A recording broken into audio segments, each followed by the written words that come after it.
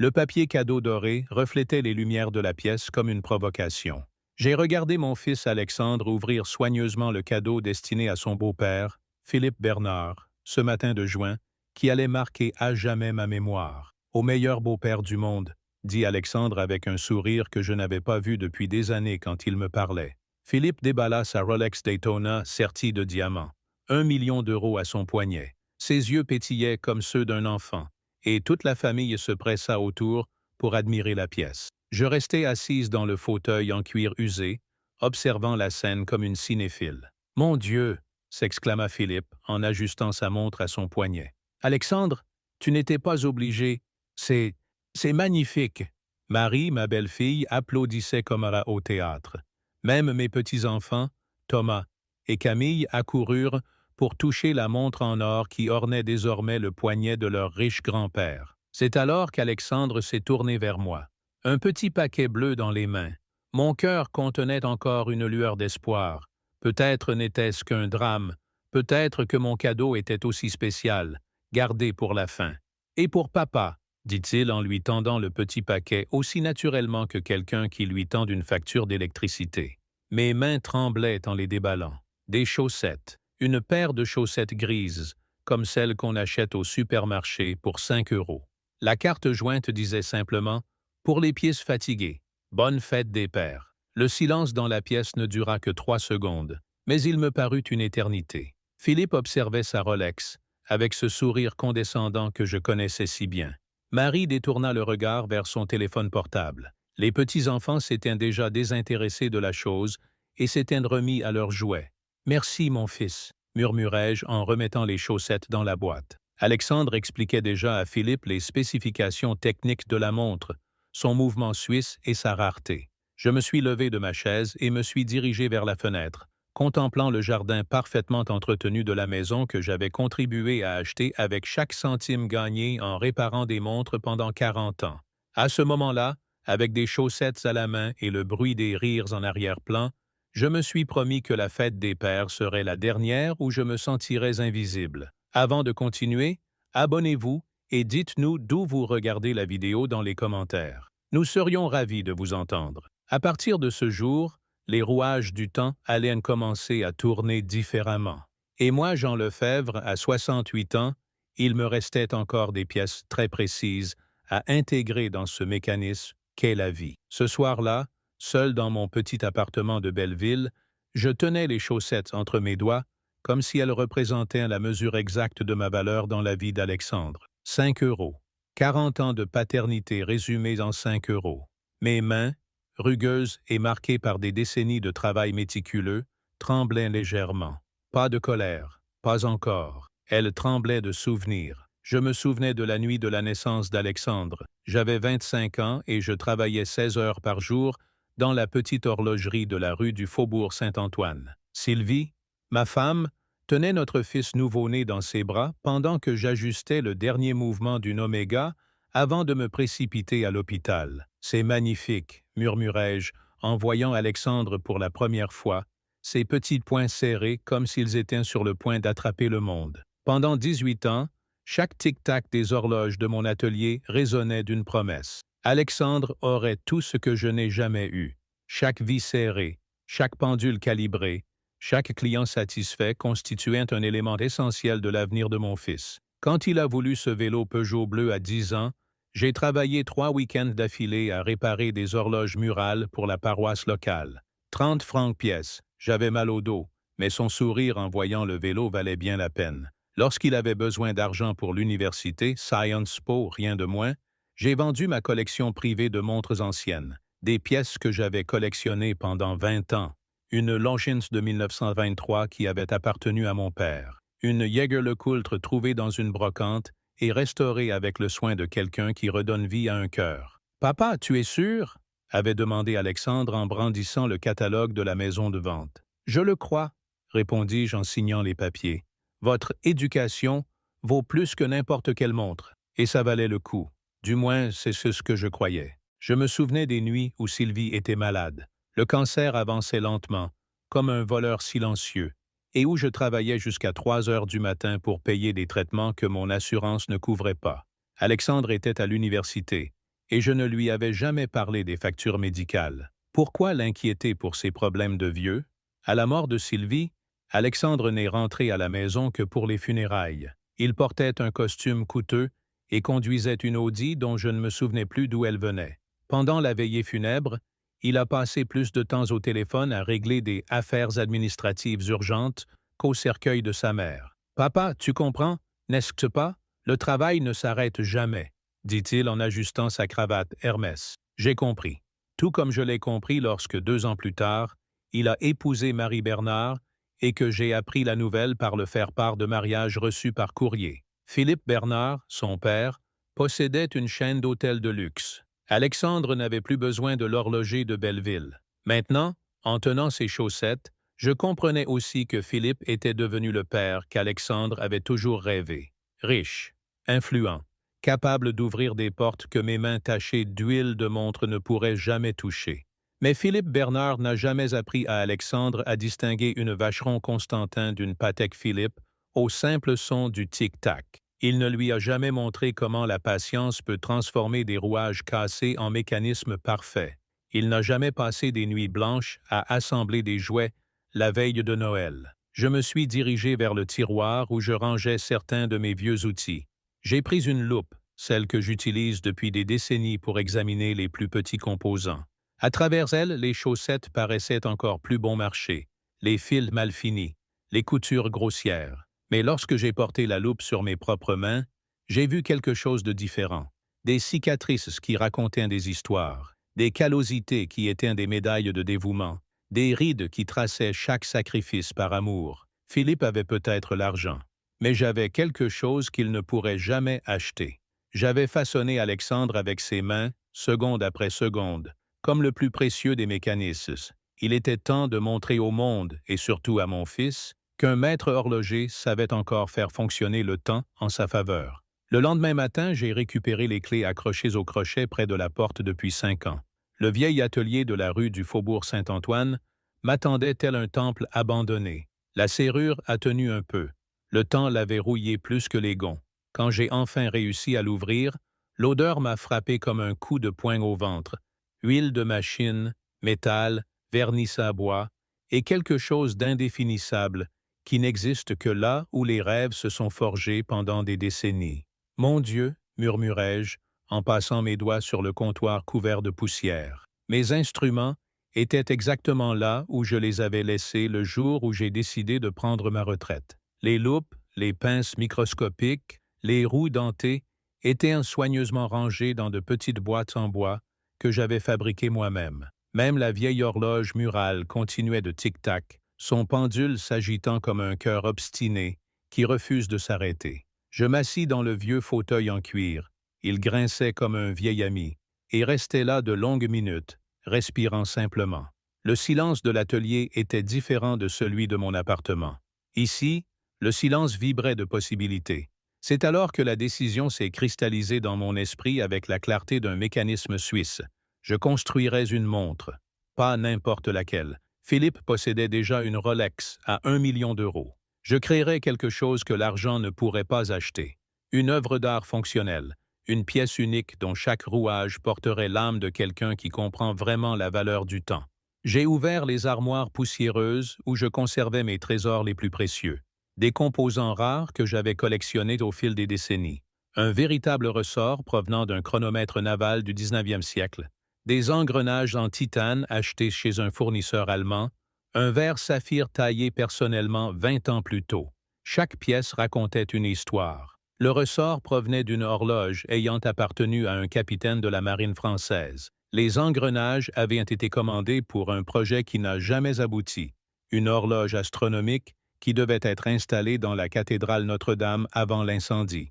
Le cristal était un cadeau de Sylvie pour nos 20 ans de mariage. « Vous allez faire quelque chose d'extraordinaire », murmurai-je aux morceaux, comme s'ils étaient des soldats prêts pour une bataille finale. Les jours suivants, l'atelier reprit vie. Je me levais à 5 heures du matin et travaillais jusqu'à ce que l'obscurité de la nuit m'oblige à m'arrêter. Mes mains, qui ces dernières années se limitaient à faire du café et à feuilleter des journaux, retrouvèrent leur véritable vocation. Le design a progressivement pris forme. Ce ne serait pas seulement une montre, mais une déclaration.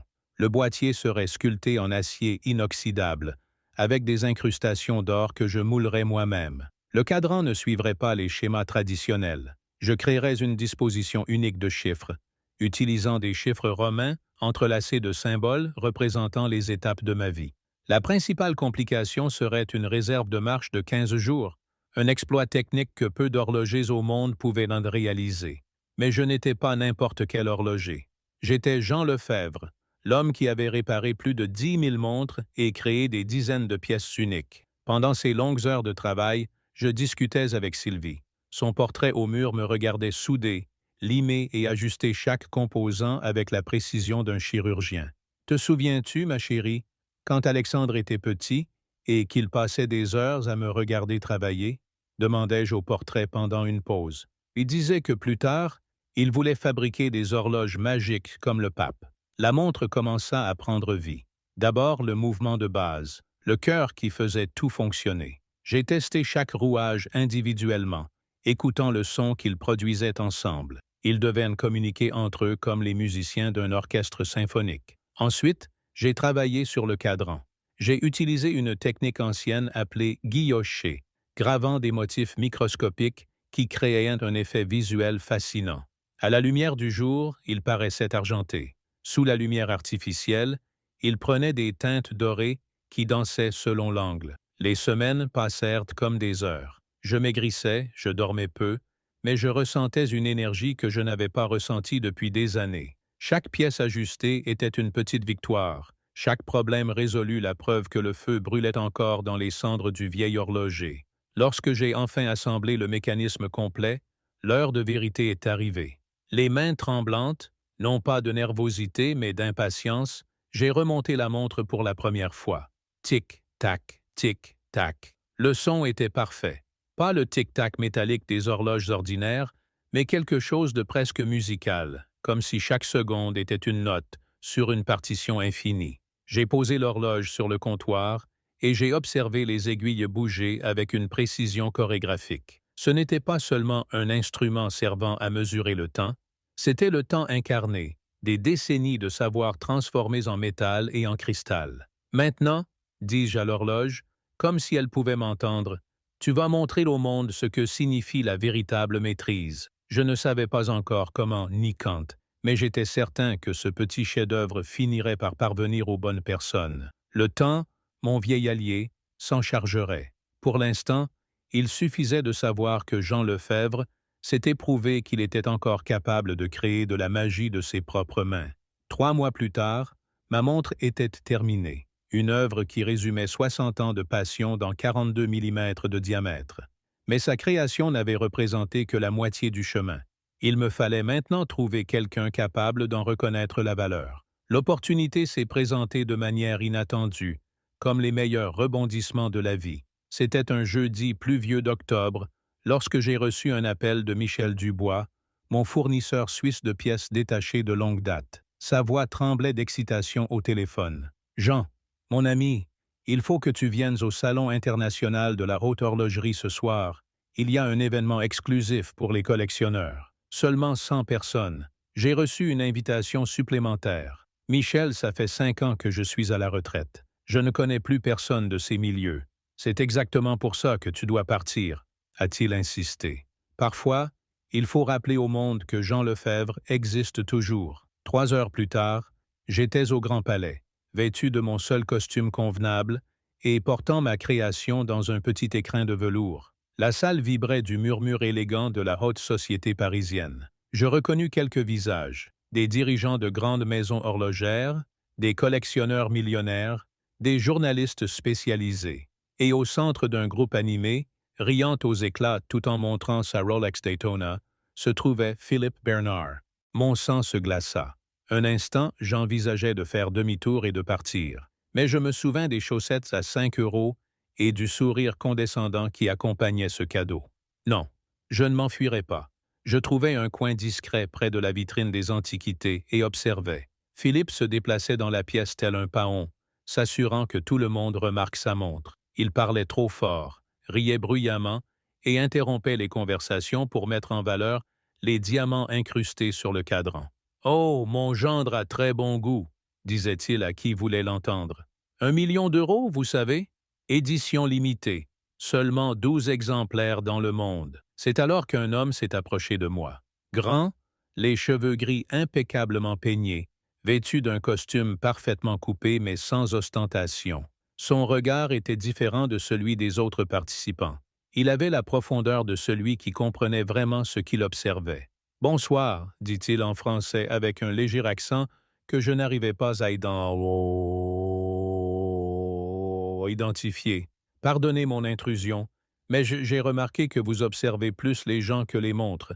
C'est une perspective intéressante. »« C'est vrai », ai-je répondu. « Parfois, les gens sont plus révélateurs que leurs biens. » Il sourit, un sourire sincère, pas le genre de sourire social qui prédominait dans la pièce. « Henri Dubois », se présenta-t-il en lui tendant la main. « Et vous êtes… Jean Lefebvre. » Ses yeux s'écarquillèrent légèrement. « Jean Lefebvre? L'horloger du faubourg Saint-Antoine? Mon Dieu, je croyais que c'était une légende urbaine. » Mon cœur s'emballa. Quelqu'un connaissait mon travail. « J'ai entendu parler de vous il y a des années, » poursuivit Henri, visiblement enthousiaste. « On dit que vos restaurations étaient des œuvres d'art, que vous pouviez ressusciter des montres que d'autres considéraient comme mortes à jamais. »« Oui, » répondis-je modestement. « J'ai pris ma retraite il y a 5 ans. » « Quel dommage !» Il secoua tristement la tête. « La véritable maîtrise est en train de disparaître. Aujourd'hui, tout est industrialisé, sans âme. C'est alors que j'ai pris la décision qui allait tout changer. En fait, dit-il en sortant la boîte en velours de la poche intérieure de sa veste, je viens de reprendre le travail, sur un projet très spécial. J'ouvris la boîte. Ma montre brillait sous les lumières du hall, tel un joyau taillé par les anges. Henri resta silencieux pendant de longues secondes, se contentant d'observer. Puis, avec les gestes délicats de celui qui manipule un objet sacré, il prit la montre et l'examina attentivement. Ses doigts parcoururent les contours du boîtier, observèrent les détails du cadran, évaluèrent son poids et son équilibre. « Puis-je » demanda-t-il, indiquant qu'il voulait entendre le mécanisme. J'ai hoché la tête. Il a porté la montre à son oreille et fermé les yeux, se concentrant sur le son que seuls nous, véritables amateurs de montres, pouvions apprécier. « C'est incroyable » murmura-t-il en ouvrant les yeux avec une expression mêlant admiration et incrédulité. « Ce mouvement est-il totalement original? Chaque pièce a été créée et ajustée par mes soins. 15 jours de réserve de marche, précision de moins de 2 secondes par jour, étanchéité à 50 mètres. » Henri continua d'examiner la montre avec l'attention d'un expert. Il remarqua des détails que seul un véritable connaisseur remarquerait. La finition guillochée du cadran, la courbe parfaite des aiguilles, l'harmonie entre tous les éléments. « Monsieur Lefebvre, » dit-il enfin en lui rendant la montre avec le soin de quelqu'un qui manipule une relique, « ce que vous avez créé ici n'est pas seulement une montre, c'est de la poésie mécanique. » De l'autre côté de la pièce, Philippe continuait sa performance, montrant maintenant sa Rolex à un groupe de jeunes hommes d'affaires qui semblaient de plus intéressés par le champagne que par la conversation. « Puis-je vous poser une question indiscrète? » Henri baissa la voix. « Combien de temps a-t-il fallu pour créer cette œuvre? 3 mois de travail intensif. Mais en réalité, cela m'a pris 60 ans. Tout mon savoir est dans cette montre. » Henri sourit à nouveau, mais cette fois, il y avait quelque chose de différent dans son regard, quelque chose qui ressemblait à une décision prise. « Monsieur Lefebvre, permettez-moi de me présenter. Henri Dubois, président du Consortium européen des collectionneurs de haute horlogerie. Nous représentons plus de 300 collectionneurs privés sur tout le continent. » Mon cœur s'est arrêté un instant. « Et je suis intéressé par une proposition qui peut paraître absurde, » poursuivit Henri. « Et si vous envisagiez de créer une collection limitée, des pièces uniques et signées pour les collectionneurs qui comprennent véritablement la valeur du savoir-faire artisanal? » J'ai jeté un coup d'œil à Philippe, qui continuait d'exhiber sa Rolex à 1 million de dollars devant un public de moins en moins nombreux. Puis j'ai regardé Henri, qui tenait ma carte de visite improvisée avec la prudence de quelqu'un qui garde un trésor. « Monsieur Dubois, » dit-il, ressentant quelque chose qu'il n'avait pas éprouvé depuis des années, le doux goût de la justification, « je pense que nous pouvons parler. » 6 mois plus tard, j'étais assis au premier rang du Musée des Arts et Métiers, regardant un public de 200 personnes, Attendre la présentation officielle de la collection Lefebvre. Ma signature gravée en or sur 12 montres, représentant les décennies de ma vie professionnelle. Henri avait tenu toutes ses promesses. Il avait investi 2 millions d'euros dans le projet, fait appel aux meilleurs graveurs suisses et engagé un studio de design du Marais pour créer l'emballage de luxe. Chaque montre serait vendue 800 000 euros, une seule par collectionneur, 12 seulement dans le monde. La presse spécialisée a qualifié cette expérience de renaissance de la haute horlogerie artisanale. Le Figaro avait publié un article pleine page intitulé « Jean Lefebvre, le maître qui renaît de ses cendres ». Vogue France m'avait qualifié de dernier poète du temps. Mais rien de tout cela n'avait autant d'importance que les deux silhouettes qui venaient d'entrer dans l'auditorium. Alexandre arriva avec Marie, tous deux visiblement mal à l'aise. Ils portaient le même costume qu'au mariage 3 ans plus tôt, mais il lui semblait désormais trop petit, comme s'il avait rétréci. Marie regarda autour d'elle avec l'expression de quelqu'un qui vient de découvrir qu'elle n'était pas à sa place. Derrière eux, Philippe Bernard marchait d'un pas hésitant. L'homme qui, pendant des années, avait dominé toutes les conversations familiales, semblait désormais diminuer, perdu parmi les personnalités qui comptaient vraiment dans le monde de la haute culture parisienne. Henri monta sur scène et commença sa présentation.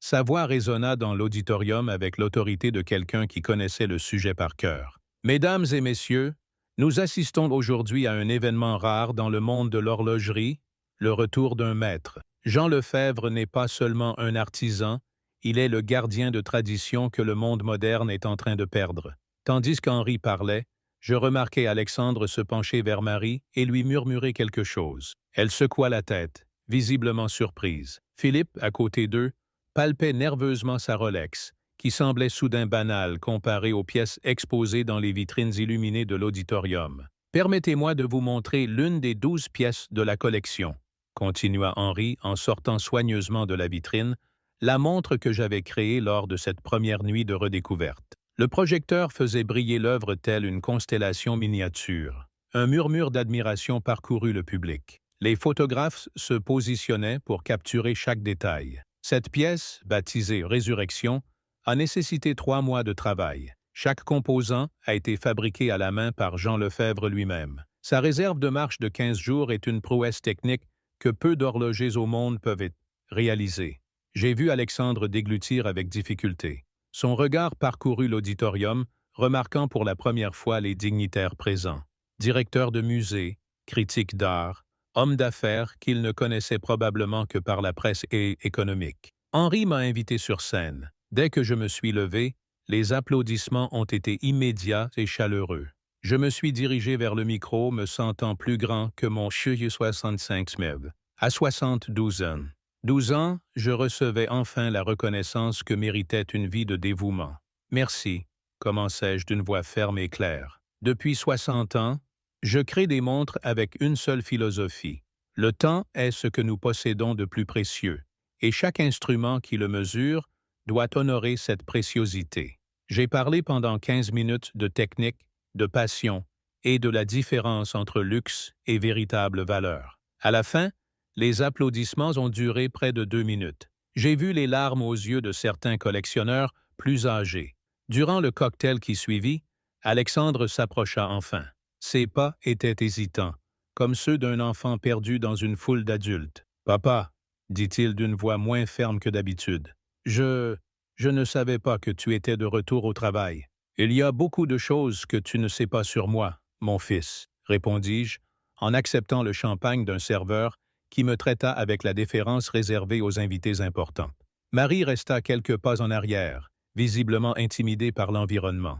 Philippe essaya de se joindre aux conversations des autres groupes, mais fut poliment ignoré par ceux qui ne reconnaissaient même pas son importance. « Ces montres, » hésita Alexandre, « ont-elles vraiment autant de valeur? » « Ça dépend de la façon dont on définit la valeur, » ai-je répondu en le regardant droit dans les yeux. « Si vous parlez de prix, chaque pièce coûte 800 000 euros, et nous avons déjà une liste d'attente pour les 3 prochaines années. Si vous parlez de vraies valeurs, elles sont inestimables. Il n'y en a pas d'autres comme elles au monde. » Pour la première fois depuis des années, j'ai vu quelque chose d'inattendu sur le visage de mon fils, du respect. Pas le respect de condescendant qu'il manifestait lorsqu'il me rendait visite par obligation, mais un respect sincère, mêlé à quelque chose que j'ai mis du temps à identifier, de la surprise face à un père qu'il n'avait jamais vraiment connu. « Tu ne me l'as pas dit ?» murmura Alexandre. « Tu n'as jamais rien demandé, » répondis-je doucement. « Pendant 40 ans, je t'ai raconté toutes les montres que j'ai réparées, toutes les techniques que j'ai apprises, tous les rêves que j'avais pour ce métier. Tu as cessé de m'écouter quand tu as découvert qu'il existait des chemins plus faciles vers le succès. » Henri s'approcha à ce moment, accompagné d'un homme élégant que je reconnaissais dans les pages des journaux financiers. « Jean, je voudrais te présenter Auguste Moreau de la Maison Moreau.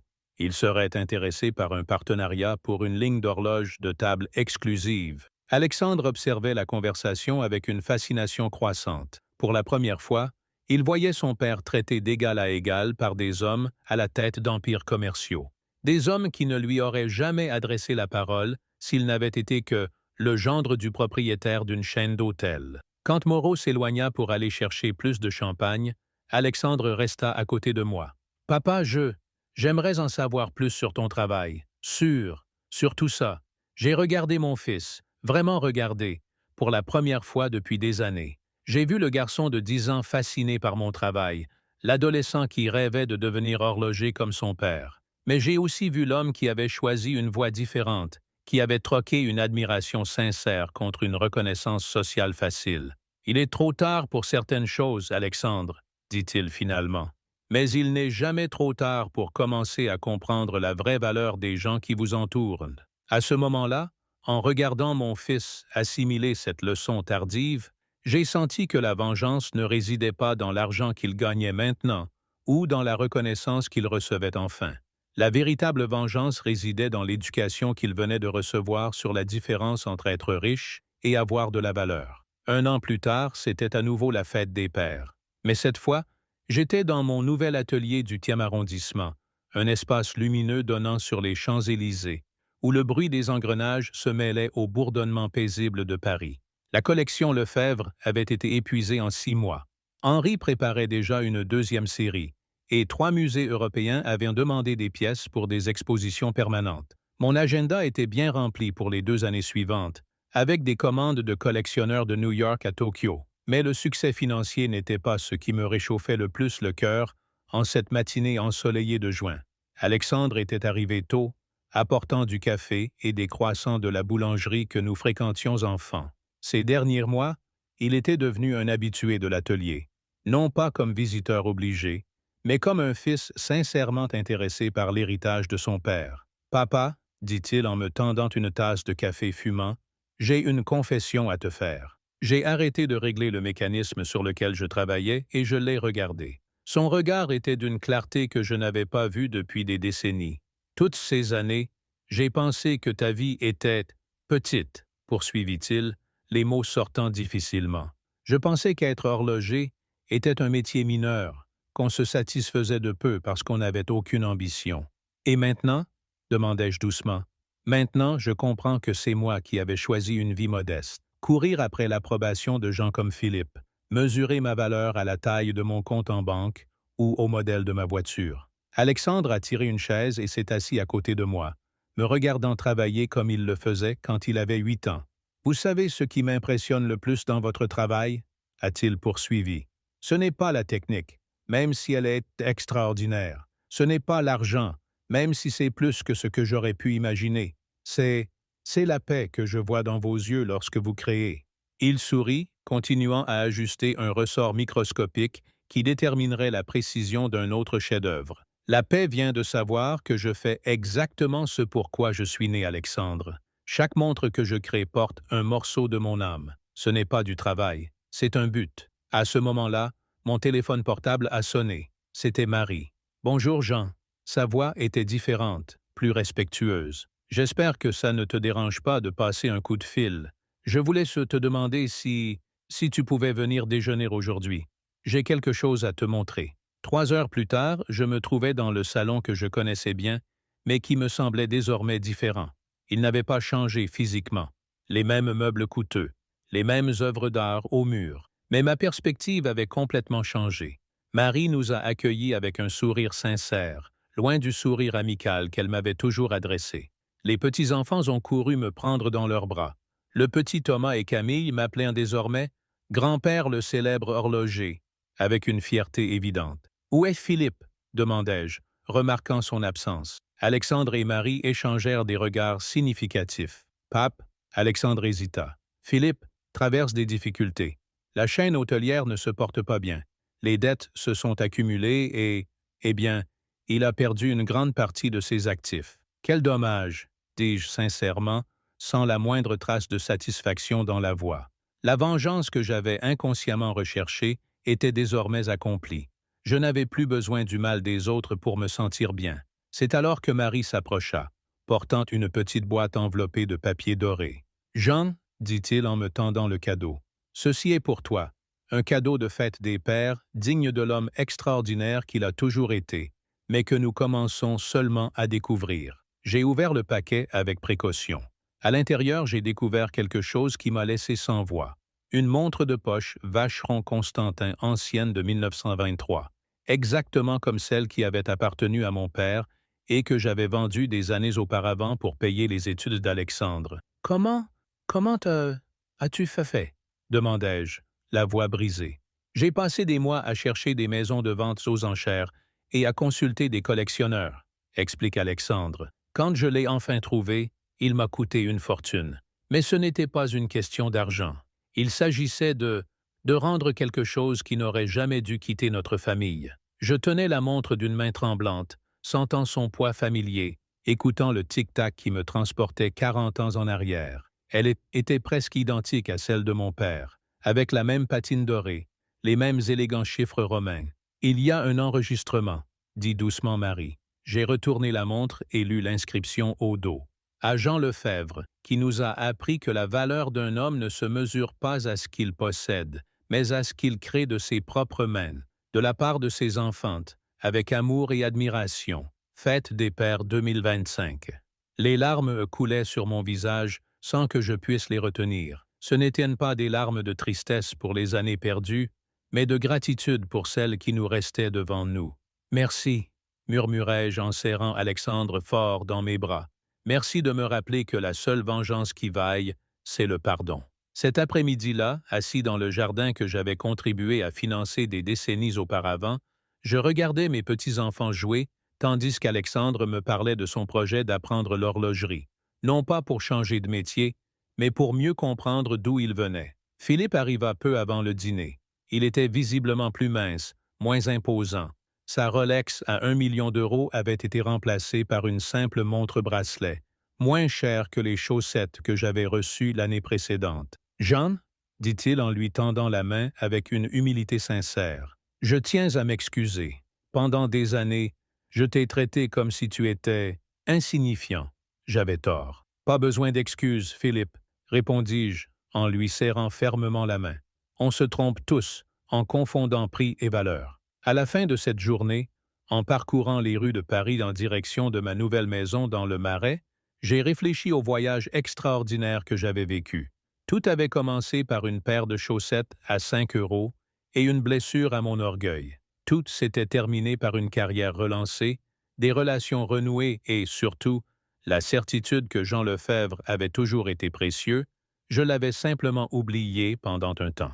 La montre de mon père tic-taquait doucement dans la poche de son gilet, marquant chaque seconde avec la constance implacable que seuls les mécanismes les plus précis peuvent maintenir. Chaque tic-tac me rappelait une vérité qu'il m'a fallu 72 ans pour pleinement saisir. Le temps ne pardonne pas à ceux qui perdent leur temps à courir après l'approbation des autres, mais il récompense généreusement ceux qui ont la patience de construire quelque chose de vraiment précieux, qu'il s'agisse d'une montre, d'une relation, ou d'une vie consacrée à l'excellence. Cette nuit-là, pour la première fois depuis des décennies, j'ai dormi avec la tranquillité absolue d'un homme qui avait enfin ajusté tous les mécanismes de son existence pour qu'ils fonctionnent en parfaite harmonie.